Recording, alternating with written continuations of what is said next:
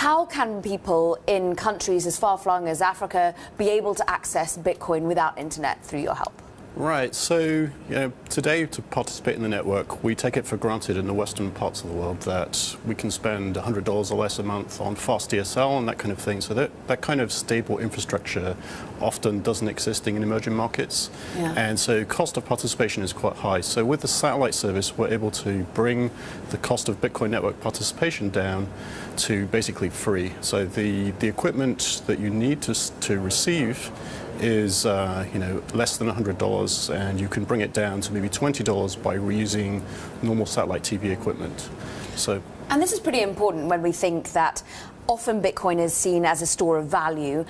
Really important when perhaps your foreign currency is not that. And I'm thinking of Nigeria, I'm thinking of Venezuela. Is this where you see a lot of the demand coming from? Right, exactly. So there happens to be a coincidence of countries with weak infrastructure, or poor network services, maybe political instability, and also having weak currencies or currencies suffering hyperinflation.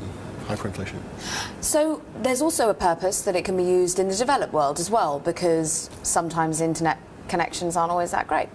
Right, so actually, I mean, it's not that unheard of for internet connections to whole countries to go down for periods of hours when, say, a fishing boat digs through a transatlantic cable or something like that by accident. And so for Bitcoin, it's actually very important for security to have a view of the global ledger. And so one way in which you can do that is to have redundant connectivity. So satellite is a completely independent form of connectivity.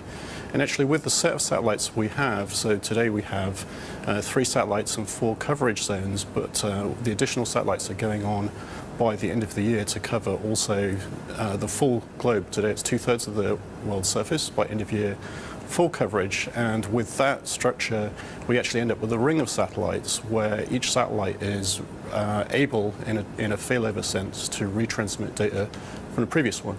You're doing this out of the goodness of your heart? I mean, how do you monetize this? So actually, I mean, Blockstream is a blockchain infrastructure provider. So we provide technology to companies that service users. And so by bootstrapping this, we can help grow the ecosystem, and then the companies that provide services directly to users will buy more technology from us.